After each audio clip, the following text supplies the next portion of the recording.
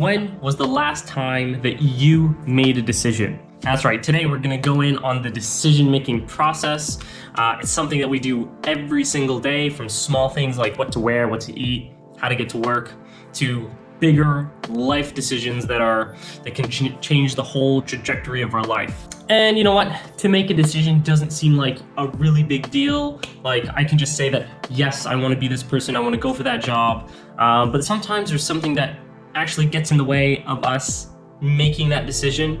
It's more than just saying that we want to do it. We actually have to believe it. Sometimes we actually don't believe that we can do that thing. It might be so far off course, so far from the ordinary or who we are right now, that we actually don't believe we can make that decision and be that person to be better, to grow more. So we just end up not making the decision at all because we just don't think that we can get there. Part of that has to do with how much confidence we have in ourselves, and when we believe in ourselves, if we can actually have a deep, loving relationship, or if we could progress to being like an astronaut flying in outer space. And sometimes it may seem like this huge, monumentous decision that we're just making, and we're like, we just change the course of our life. If I have this idea to go for a big job, or make it as a professional athlete, or run a marathon, it's like this huge mountain that we have to climb. And sometimes I have this idea myself that once I make that decision, I have to do everything perfectly to get there.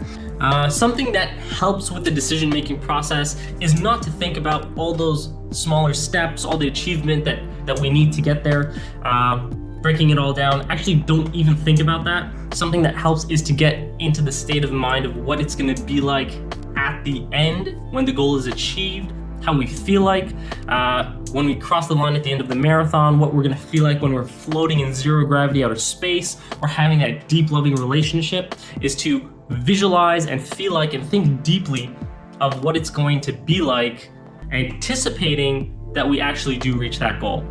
And doing this is getting a frame of mind of what it's going to be like at the finish line, the person that we're going to have to become, how much we're actually going to enjoy this thing, how much we're going to soak it in, the things that we're going to say, what we're going to feel, like how lit up am I going to be once I accomplish this and I make the decision to do that. Even if it's a career goal or an X number of dollars or buying a house, how am I actually going to feel right at the end, at the finish line, when I achieve it? And that can be kind of like a North Star when looking at, do you actually want to make this decision? Is it something that's coming from yourself, or is it something that has been influenced by someone else, or has just popped into your mind? And you know what, it may be for you or it might not be, but going to that end goal and feeling what it's like can help visualize it. And then once we do this, it's kind of up to us at that point to make that decision, and then we just take actions that get us towards that goal. And it can seem overwhelming. A lot of us have this perfectionist attitude that we can only do things perfect, but if it's anything big and if it's anything substantial, we're gonna fail. We're gonna fail so hard. We're gonna get embarrassed. We're gonna look stupid, and all of those things. So just to keep that in mind, that it's gonna be rough, it's gonna be ugly, it's not all gonna be pretty, but that guiding North Star of that end goal should help us keep confident in the actions that we're doing, believing in ourselves, and just having that belief takes us through those smaller objectives, those obstacles, those tasks, those challenges, and eventually takes us all the way.